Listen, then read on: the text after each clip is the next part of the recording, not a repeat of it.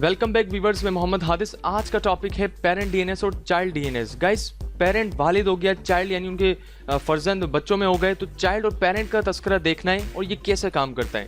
Guys, फर्ज कीजिए हमारे पास एक पेरेंट डीएनएस सर्वर मौजूद है जो कि डीएनएस है और इसकी IP 10.10 है और इसका नाम सर्वर 1 है। फर्ज कीजिए, और हमारा जो डोमेन है हम वो बना रहे हैं hadis.local के ऊपर। एक सर्वर तो हमारा पेरेंट डीएनएस है। फर्ज कीजिए इस सर्वर के पास हमारे पास एक क्लाइंट कंप्यूटर है जिसकी IP 10.12 है।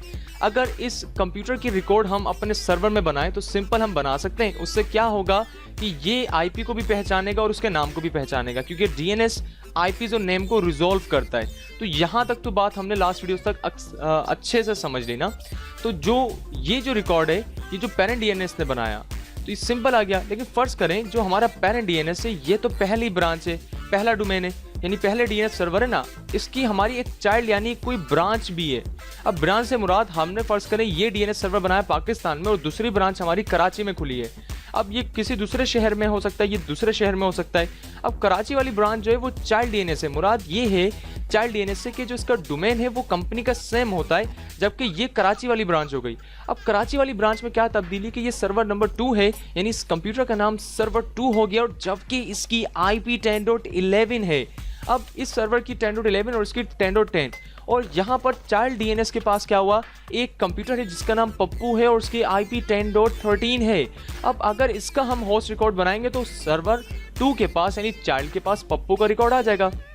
अब गाइस, मसला क्या है, देखें जो क्लाइंट कंप्यूटर है वो सिर्फ कनेक्टेड है हमारे पेरेंट DNS से, जबकि पप्पू सिर्फ कनेक्टेड चाइल्ड से, क्योंकि ये सर्वर अलग है और ये वाला सर्वर अलग है, यानी दो अलग अलग रिकॉर्ड्स बन रहे हैं। इसका कोई प्राइमरी और सेकेंडरी वाला मामला नहीं है, ये भी प्राइमरी है और ये भी प्राइमरी है।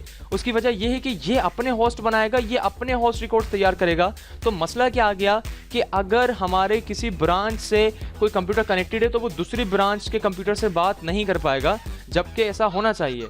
तो इसको समझाने के लिए हमारे पास जो अहम किरदार होता है वो पेरेंट DNS का होता है कि वो अपने बच्चों यानी चाइल्ड से खुद से ताल्लुक बिल्ड करे और इन क्लाइंट्स कंप्यूटर को भटकने ना दें, उन्हें वो अपने पास से वहां तक पहुंचा दें। तो पेरेंट DNS में हमें क्या करना होगा, जो इस कंप्यूटर के नाम और IP है वो रिकॉर्ड यहाँ बताना पड़ेगा।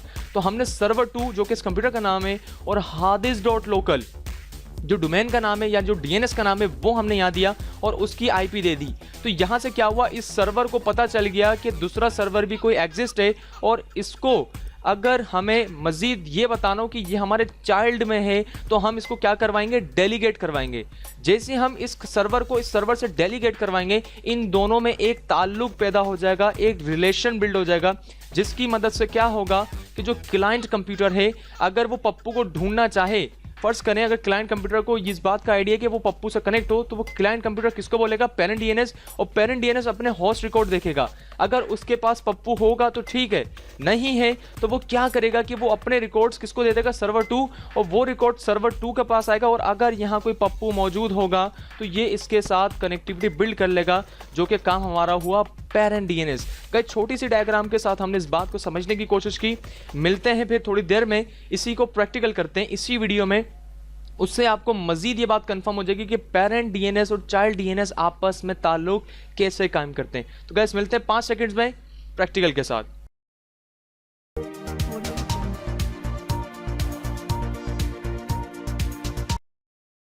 बिस्मिल्लाहिर्रहमानिर्रहीम, अस्सलाम वालेकुम व्यूअर्स, मैं मोहम्मद हादिस। DNS को लेके हम बात कर रहे हैं और लास्ट टॉपिक है DNS का, जिसमें हम आज पेरेंट DNS और चाइल्ड DNS को डिस्कस कर रहे हैं।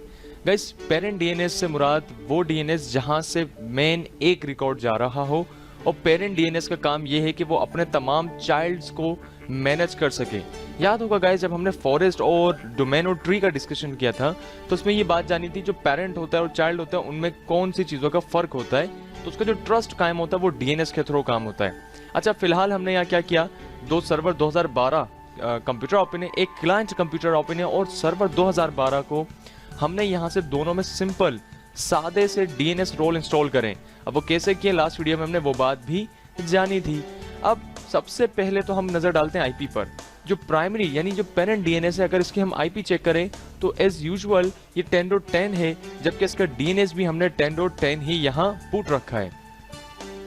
यही काम अगर हम चाइल्ड DNS पे देखें तो राइट क्लिक करके open network and sharing centre, change adapter setting, right click status, details पे आते हैं तो देखें 10.11 इसकी आईपी और इसका डीएनएस भी 10.11 है। लेकिन अब की दफा मैं क्लाइंट कंप्यूटर का जो ब्रिज बनाऊंगा वो बनाऊंगा हमारे डीएनएस से, पेरेंट डीएनएस से। और पेरेंट डीएनएस का काम क्या है कि वो अपने तमाम चाइल्ड्स को लेके चले और संभाले। अब कैसे चले इस पर जरा बात करते हैं। विंडोज 7 पे आते गाइस, यहाँ से डिटेल्स पे चेक किया तो देखिएगा विंडोज क्लाइंट कंप्यूटर की आईपी 10.20 है, जबकि इसका डीएनएस हमारा पेरेंट डीएनएस वाले आईपी पुट की गई है, यानी क्यूरीज के लिए ये इस डीएनएस के पास आए। बात समझ आई? हमने क्या किया, इसको क्लोज किया, यहाँ से क्लोज करते हैं, यहाँ तक तो तमाम बातें हमें क्लियर हो गई। अब हम कहाँ आते हैं, पेरेंट डीएनएस पर आते हैं गाइस। और फर्ज करें हम एक रिकॉर्ड बनाते हैं, डीएनएस पे आए, राइट क्लिक किया, यहाँ से डीएनएस मैनेजर, और गाइस यहाँ से हमने क्या करना है, सर्वर पे क्लिक किया और जो फॉरवर्डर है उसी पे राइट क्लिक करके न्यू जोन बनाया। नेक्स्ट करते हैं, प्राइमरी जोन है, ठीक है जी, हमने कहा नेक्स्ट जोन बना लेते हैं हम hadis.local। हमने कहा पहला फॉरेस्ट है, ये पहला ही डोमेन है, अलाउ जो do not allow dynamic updates. Next करते हैं, फिनिश करते हैं। यहाँ से हमारे पास फॉरेस्ट का डीएनएस हमने स्टैंड करवा लिया। अब अगर हम डीएनएस चाइल्ड डीएनएस पर आए और यहाँ से इस डीएनएस पे आए और फर्ज करें यहाँ से मैं एक रिकॉर्ड बनाता हूँ, मैं कहाँ आया गाइस, डीएस मैनेजर पर, और इस सर्वर की जो आईपी है यहाँ से फिलहाल हमने नेक्स्ट किया, प्राइमरी जोन जो है वो 11 है, ये जो इस सर्वर की जो आईपी वो 10.11 है। और हमने यहाँ क्या किया, फॉरवर्ड लुकअप जोन पर राइट क्लिक करके न्यू जोन, नेक्स्ट करते हैं गाइस, प्राइमरी जोन आता है, यहाँ से नेक्स्ट किया। अच्छा, अब चाइल्ड डोमेन क्या होता है, होता तो ये hadis.local ही है, लेकिन ये चाइल्ड है। फर्ज करें हमने कहा पाकिस्तान में फॉरेस्ट बना रहे हैं और ये पहले शहर यानी कराची का चाइल्ड डोमेन है, तो हमने सबसे पहले क्या लिखा, khi.hadis.local, ठीक है, यानी कराची वाली ब्रांच हो गई। तो हमने नेक्स्ट करा गाइस, जैसे नेक्स्ट करते हैं, अब इसको फिनिश करना है हमने, नेक्स्ट करके नेक्स्ट और इसको फिनिश करते हैं तो कराची वाली ब्रांच हमारी यहाँ खुल गई। अब फर्ज कीजिए कराची वाली ब्रांच में एक रिकॉर्ड हमारे पास यहाँ मौजूद है और इस रिकॉर्ड को हम रखते हैं, फर्ज करें पप्पू के नाम से, कोई पप्पू कंप्यूटर है या कोई यूजर है, वो हमने क्रिएट किया, वो कौन सी ब्रांच में, कराची वाली, जो कि hadis.local की ब्रांच है।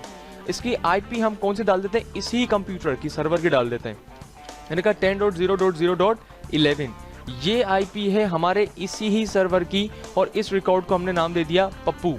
ठीक है जी, ऐड होस्ट करते हैं, पप्पू साहब हमारे ऐड हो गए, इसको डन करते हैं। अब ये जो है वो 10.11 की आईपी है। बताने का मकसद, खास नाम इसलिए सिलेक्ट किया कि पप्पू आपके ज़हनों से ना जाए। बात समझ आई? अच्छा, अब अगर हम क्लाइंट कंप्यूटर पर आए ना और इसकी अगर आईपी चेक करें डिटेल्स में, तो यहाँ सिर्फ डीएनएस एक ही है और वो पेरेंट डीएनएस में, जबकि पप्पू का रिकॉर्ड चाइल्ड में बना है। तो मैं क्या चाहता हूँ कि जो पेरेंट से कनेक्टेड है कंप्यूटर्स, वो खुद ब खुद उसके चाइल्ड तक रसाई हासिल कर लें। कैसे कर लें, इसी पे तो हमने बात जाननी है। तो अब क्या करते हैं, मैंने गाइस क्या किया, स्टार्ट आर करके CMD करके एंटर करते हैं, यानी कमांड प्रॉम्प्ट आया और यहाँ से हमने पिंग करा पप्पू को, मैंने लिखा pappu.khi.hadis.local और एंटर करते हैं तो कहता है कोई पप्पू अवेलेबल नहीं है।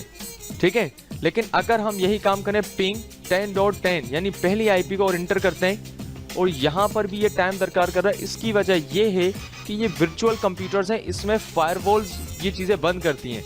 तो हम पेरेंट डीएनएस पे आते हैं गाइस, स्टार्ट पे क्लिक किया हमने, यहाँ से कंट्रोल पैनल पे आते हैं, system and security, Windows firewall, इसको बंद कर देते हैं, टर्न ऑफ, ओके करते हैं, यहाँ से इसे कैंसिल किया। अच्छा, विंडोज क्लाइंट कंप्यूटर पे आते हैं, अब चेक करते हैं पिंग करके 10.10 से एंटर करा तो आप देखें वहां से हमें रिप्लाई मौसूल हो रहा है, यानी ये वाला कंप्यूटर पेरेंट डीएनएस से कनेक्टेड है। अच्छा, फायरवॉल बंद कर हमने डीएनएस में, वही हम चाइल्ड पे बंद कर देते हैं। स्टार्ट पर आए, कंट्रोल पैनल,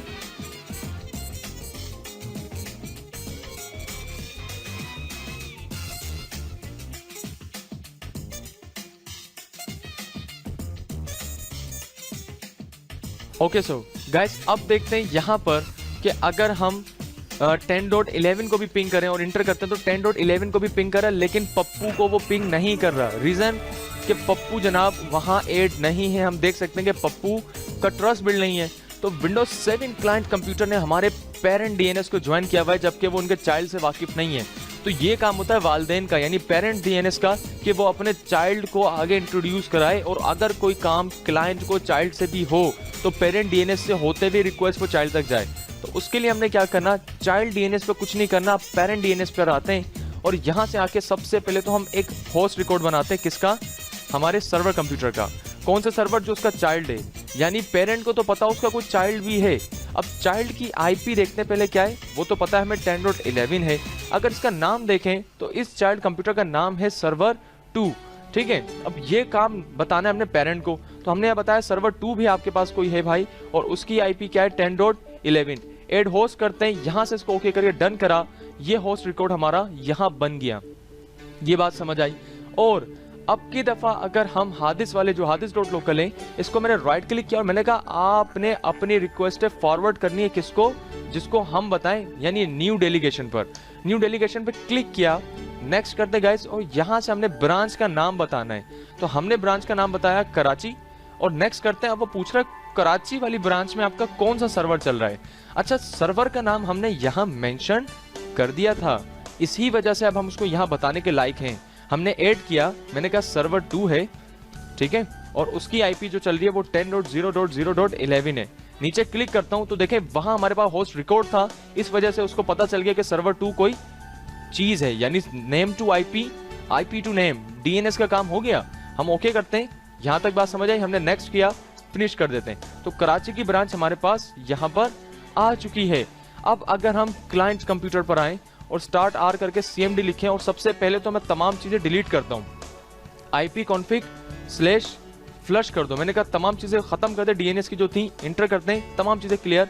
और अब हम पिंग करते हैं किससे, पप्पू जो है पप्पू डॉट कराची वाली ब्रांच, कराची.hadis.local इंटर करते हैं, और अब हम देख सकते हैं कि पप्पू का रिप्लाई आ रहा है, यानी पेरेंट का और चाइल्ड का ट्रस्ट बिल्ड हो गया खाली डीएनएस में। आई होप गाइस आपको बात क्लियर हुई हो, खास तौर पे आईपीस को लेके। तो हमने जो जो स्टेप्स फॉलो करे, इसकी पहले आप खुद से प्रैक्टिस करेगा ना, तो ज्यादा बात समझ आएगी। और डीएनएस की अक्सर वीडियो जैसी है कि इतनी ज्यादा आईपीस जगह जगह डालनी पड़ती है ना, तो बंदा उलझ सा जाता है। तो उलझेगा नहीं, वीडियोस देखते रहिएगा, क्योंकि जब हम लोग खुद से भी प्रैक्टिकल कर रहे थे तो हमें थोड़ी सी प्रॉब्लम का सामना हुआ था। तो गाइस घबराइएगा नहीं, डू द ड्यू, यानी मेहनत करनी है और उसकी प्रैक्टिकल करके आपने से अंजाम देना है। मिलते हैं नेक्स्ट वीडियो में नए टॉपिक्स के साथ। ख्याल रखिए, फी अमान अल्लाह।